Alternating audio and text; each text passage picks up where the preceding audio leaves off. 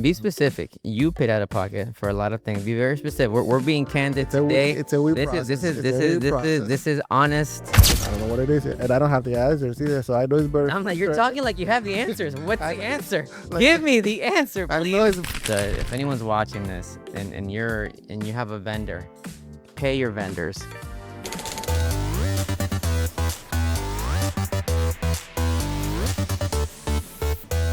I want to jump into certain things that we've never talked about before on camera. We've worked very hard to create something I think unique within the city. To now we're debuting something that's really cool that I don't think the city has ever seen. took it 3 months. Took us 3 months. Like everything, it takes time and takes hard work, takes sacrifice. But I want to get into some of the barriers, and, the failures, successes.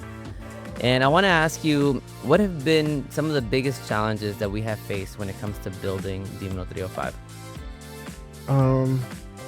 I think it goes back to the foundation of an organization, and it's whenever you have people involved, all of those people are there because they want to be there, but at the same time because they expect to be compensated for their work.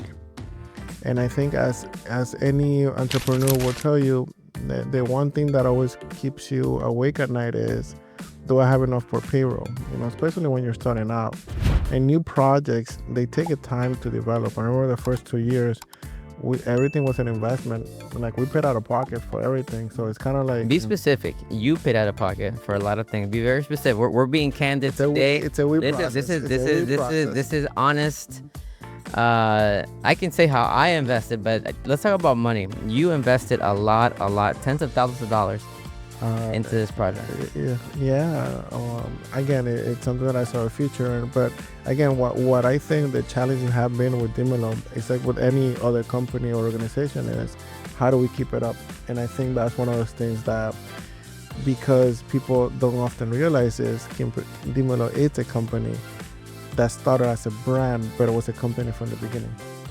And I didn't know what that meant at first. I don't think I was. The idea was to start like a stupid idea. It was let's create something stupid. We saw different pages out there, different brands, and they were doing their own thing, and we wanted to be different, but we still wanted to keep it stupid because we felt like the other project that we were working on was.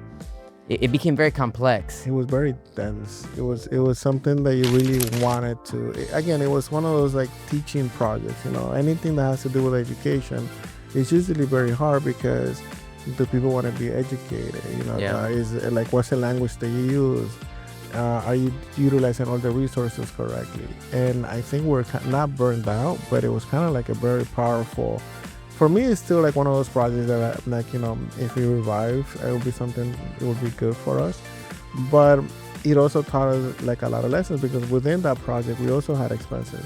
And we had to do fundraising for the second one. We had to do a fundraiser. So that's kind of like I think your intro to, we need money to do something that, even though it's good for society, somebody still has to pay for it because everybody expects that. I completely agree. I also think that maybe within these challenges of the company, I think one thing that you and I are very, maybe that a trait that we share is almost not giving a like we take the jump, we take the plunge. And I hear from a lot of people try to have meetings with us all the time. How do I get started? Just start. And no parachute. Just do it. Like, what's stopping you? Oh, well, I'm not ready for this because maybe I have to, if I'm gonna do this, I have to do it like this. Like, just start.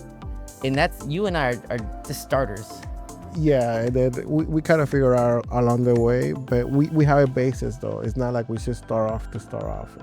And that's another thing. I mean, if you're somebody that wants to start something new, it's not like tomorrow you're gonna wake up and like, I'm gonna do this, or you know what, I'm gonna sell my house, I'm gonna do this, and I'm just gonna do it. It's not really about that. There has to be a foundation to what you're gonna be doing to jump. You can't just come in and say, hey, tomorrow I'm gonna be a pianist. I'm just gonna go into that. I mean, you haven't played the piano ever, and now you're gonna plan on doing this. It doesn't work like that. But you can take steps and say, you know what, my commitment is I'm gonna play at least 1 hour a day, so I can start learning how to play it and take it seriously. And then that's a little jump. And you and I jump, we jump in little steps, and then we jump on big steps, and then we go into the old step, which by the time we're there, we're like, I don't know how we get there, but we already got here. But we already have a foundation behind us to support that moment. Speaking of the moment, what's the one moment that made you consider quitting, and how did you push through? One moment that made me consider I don't think that has never been a thought in my head. I remember moments where like I think it's gonna get done, but not because I'm gonna quit on it. Because at the end of the day, it's like if I could do it myself, then just go for it, and that's it. But quitting has never been like an option. Quitting has never been in any of the stuff that I've done. I don't think quitting is an option. I have things that have failed, and I couldn't recover from that. But out of that failure, something happened, which made me continue going on. I same for me. I don't know if anything has made me want to quit. I do think that the first time that I didn't know how we were gonna pay payroll scared me. There was a time where we were waiting on a client. The client, in theory, would pay us on the 1st.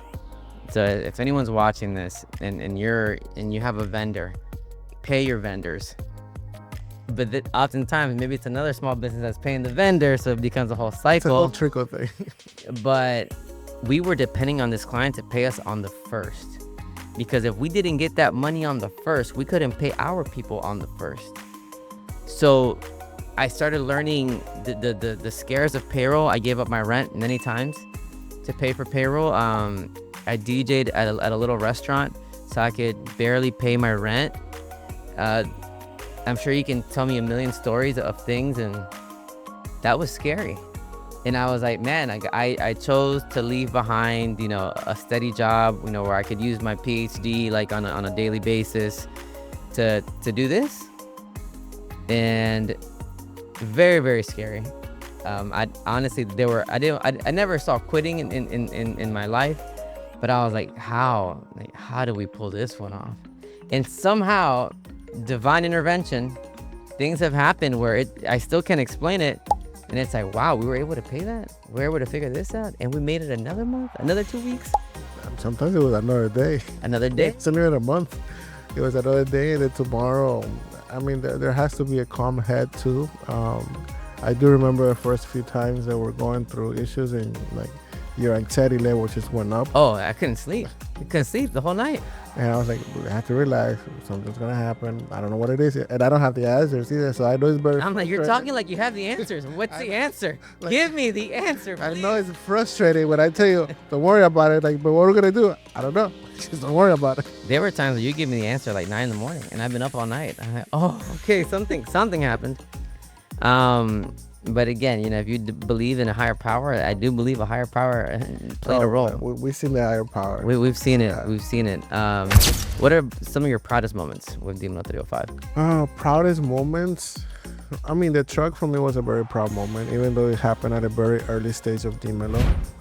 To see the truck wrapped with rings, which wasn't gonna be a thing, and then with the sound system in the bottom and all of that stuff, and actually seeing it at different places doing its thing, that's kind of like a very, very proud moment.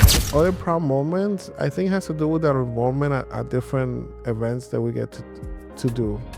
Closing down the railroad tracks, that to me was pretty. The railroad track? Oh, the metro. The metro. Uh-huh.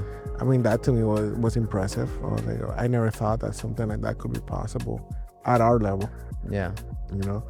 And no, that's why, like, I think you and I are very ambitious, and we have goals that are very high to attain, and we're still not there. So, which is why we keep working, like if we still haven't done or accomplished anything. But we haven't done anything. And yeah. In reality, by comparison, if you want to use that, we have done a lot in a very short 4-year span.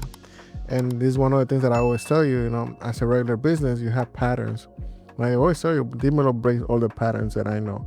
Any other business that I've been involved with or have had in the past, I tell you, you don't really see this growth so quickly and so rapid, which is why I know Dimelo is not a company per se. It is comprised of a company and a brand, and it's something different. I think I'm the proudest of the relationships that we've built and are learning to foster, because I've seen how that has opened up doors for us. There are people who didn't have to give us a chance. There are people who have Many. um, risked a lot to give us an opportunity, and we go in there knowing that we can't let them down. And we've seen how that has become into something beautiful. It has its conflict at time, like any relationship, but we've seen how that's kind of just bloomed into something that has allowed us to do even more. And so I'm really proud about that. I'm really proud of the force that we are in the community, because we rock with everybody.